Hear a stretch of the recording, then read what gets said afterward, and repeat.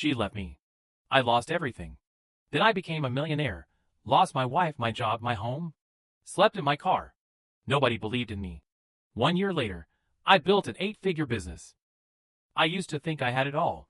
A wife I cared deeply about, a daughter who looked up to me, and a steady job that might not have been exciting, but it kept the lights on and food on the table. My name's Jake. I was 38 when everything in my world started falling apart without any warning. We lived in a small place just outside the city. Nothing fancy, paint chipping off the siding, a faucet that never stopped dripping, and old wooden stairs that groaned with every step. Still, it felt like home. I worked as a sales manager for a mid-level construction company. It wasn't my dream job, but it paid decent money, and I was good at it. I handled clients, closed deals, and helped train the new guys. My wife, Emily, had stopped really looking at me about a year before it all blew up. I chalked it up to stress or just us getting too comfortable. But love doesn't just slowly drift away, it rots from the inside out. One regular Thursday morning, I found out just how far it had gone. She was at the kitchen table drinking her coffee, phone in hand. I walked in, gave my daughter a kiss on the head, and grabbed a cup for myself. That's when her phone buzzed, and she jumped a little. Curiosity can wreck a man. I looked down. The message read, "Last night was amazing. I can't stop thinking about you." And the name attached to it sure as hell wasn't mine. I didn't say anything right away. I just stood there, feeling the blood drain out of my face. Emily looked up, saw me, and in that one look, we both knew the truth was out. "I didn't want it to happen this way," she said, like she was talking about forgetting to buy groceries. No emotion, no apology. Just flat. I packed a bag and walked out that day, heart full of questions I'd never thought I'd have to ask. A few hours later, I got called into work. "We're letting some people go, Jake. Sorry." And with that, the second leg of my life gave out. First the marriage. Now the job. I ended up sleeping in my car for 2 nights. Me, a grown man who used to take care of a whole household, parked under a flickering street lamp outside a gas station. That's when the silence really hit. Not just around me, but inside too. Hitting rock bottom isn't what people think it is. It's not yelling into the night or smashing stuff in anger. It's quiet. It's sitting still while the rest of the world moves on without you. Everyone else has someone, somewhere to be, and you're just there. I didn't tell a soul what had happened. My brother gave me a call that first night, probably just part of his routine. I let it ring. What was I supposed to say? That I was eating snacks from vending machines and using the backseat of a 2007 sedan as my bed? Money disappears fast when there's no paycheck coming. I had maybe $300 left in my account. I thought about getting a cheap motel room, but that felt like tossing money into a fire. So I stayed in the car and kept lying to myself. Tomorrow I'll figure something out. During the day, I'd head to the library to look for work online. I applied for anything: construction gigs, warehouse jobs, delivery driving. I used the showers at a nearby community center to stay clean. Then on the third night, while I was sleeping in the car, someone busted out the window. They didn't steal a thing, just broke it for no reason and ran off. That's when something in me finally cracked.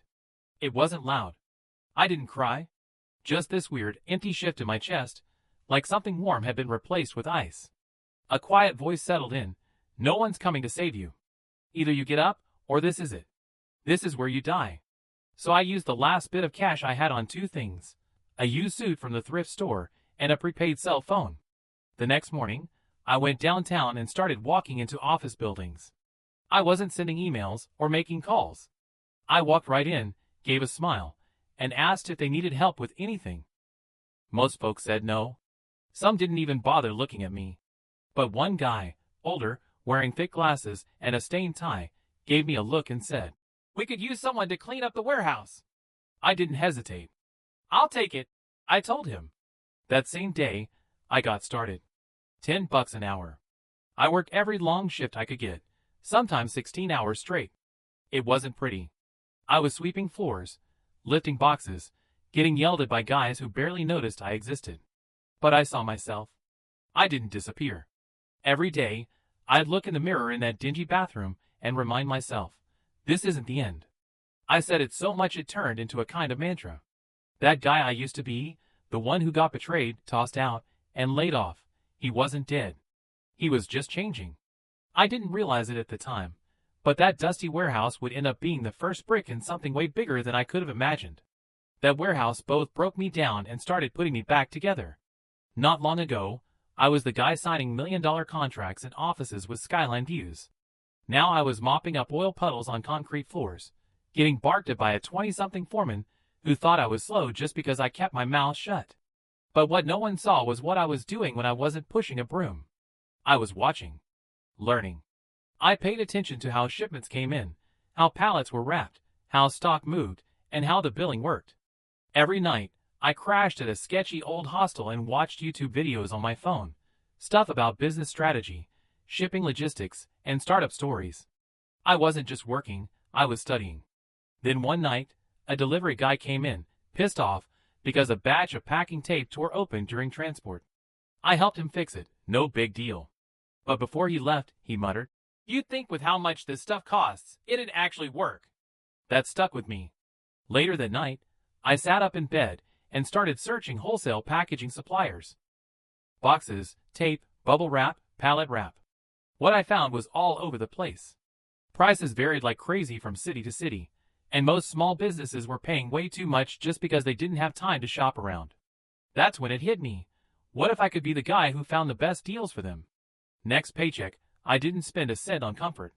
I registered an LLC, bought a cheap used laptop, and grabbed a basic domain name. I called the business Ironpack Solutions. I didn't know what the name meant. It just sounded solid. By day, I was still sweeping floors. At night, I was diving headfirst into learning how to run a business. I taught myself how margins worked, how to calculate freight costs, how to spot a good supplier deal. Then I started cold emailing local businesses, any place that shipped stuff, offering to cut their packaging supply costs. Most never answered. A few told me to buzz off. But then one e-commerce company got back to me. They sold handmade candles and went through about 300 boxes a month. Said they were sick of their current supplier. I undercut the price they were paying by 8%. Nothing huge, but it was enough to get them on board. I didn't even have inventory. I used their payment to buy the boxes in bulk, had them shipped straight to the client, and kept the leftover cash, about $120 profit. That was the first time I realized I wasn't just scraping by anymore, I was actually doing something. Every new client meant I could negotiate better bulk deals. Better deals meant higher profits. And higher profits meant I was finally moving forward. Within 6 months, I cut back to part-time at the warehouse and went full-time on Ironpack. I landed 10 local clients. I built a basic online portal. A kid I met at the hostel knew a bit of coding, so I gave him pizza and vague promises of future pay to help me set it up. When I finally quit the warehouse, I didn't make a speech. I didn't even say goodbye. I just clocked out one Friday and never showed up again. It felt like stepping out of my old skin. The guy who once begged for a chance was gone. The man I was becoming? He wasn't scared anymore. He was locked in. I wasn't rich yet, but I had something even more valuable. Momentum. Progress is never smooth. For every win, I screwed up twice. I had no clue how to handle invoices. That first tax season nearly broke me. One supplier disappeared after taking a $3,000 order, and I had to cover the replacement cost myself just to keep my client from walking. But I didn't quit. I adapted quick. Started tracking every expense.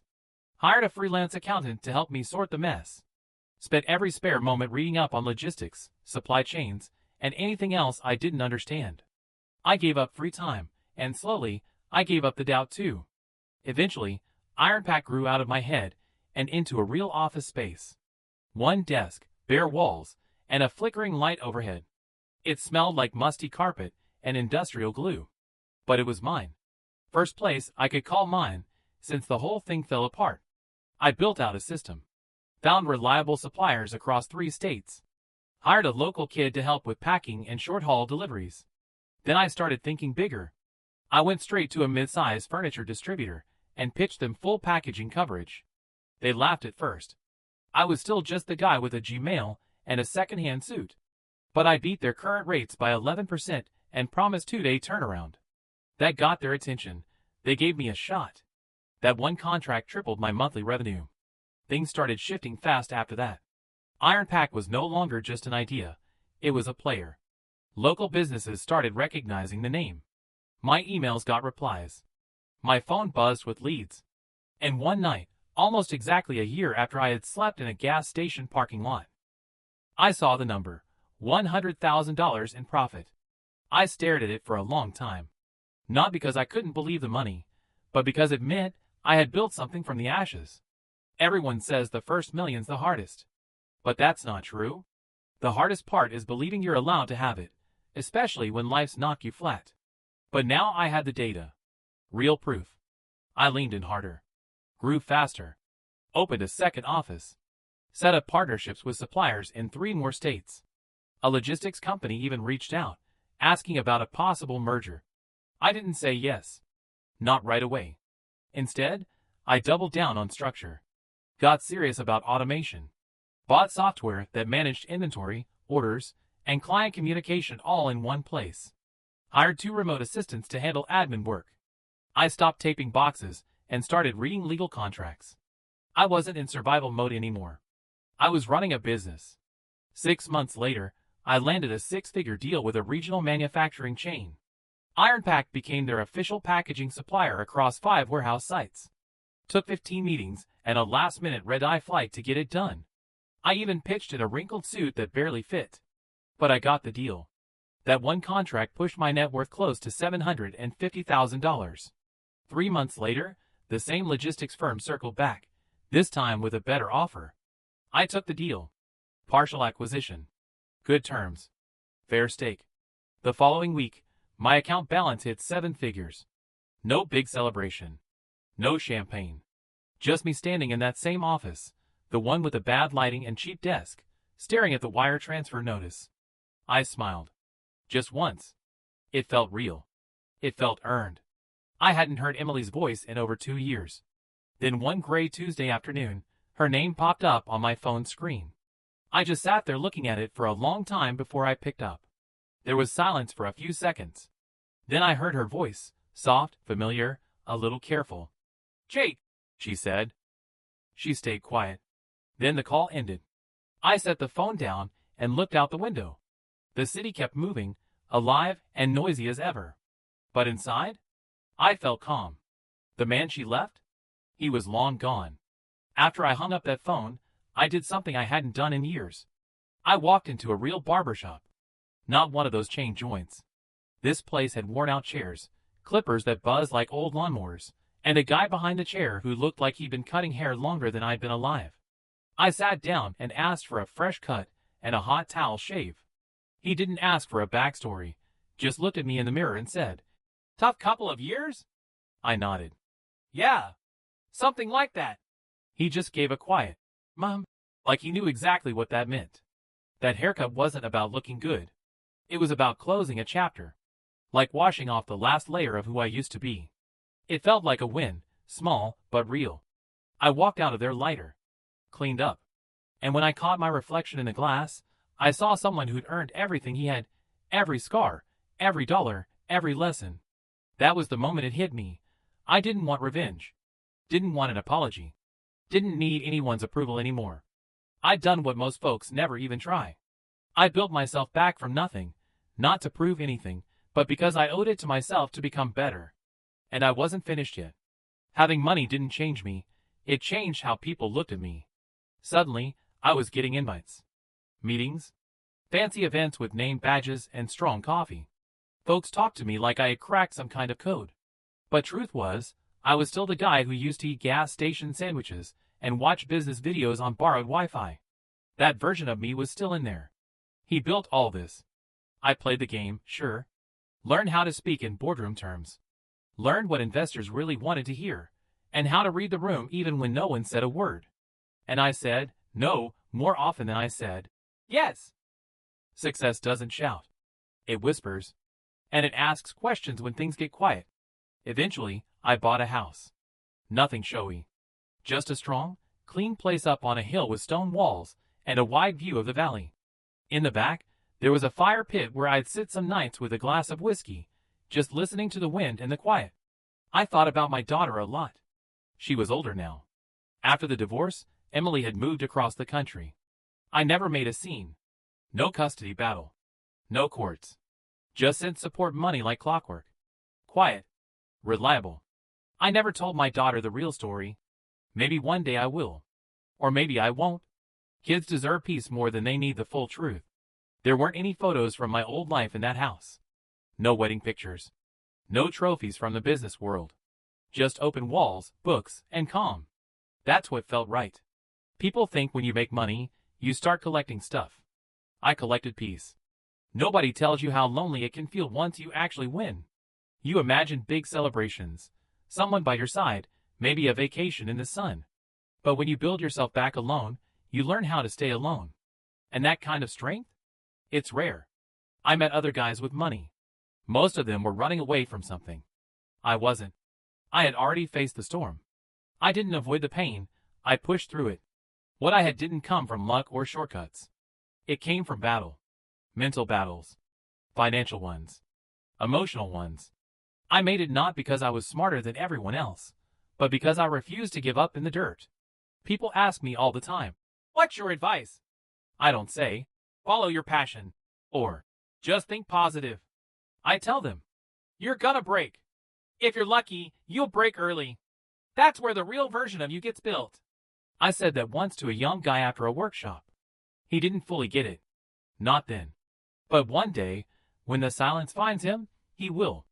And maybe he'll remember the man who looked him dead in the eye and told him the truth. It showed up in the mail one morning.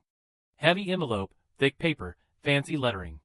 Smelled like expensive perfume, and something old, money, maybe. It was an invitation. Emily was getting remarried. The guy was someone I recognized from the finance world.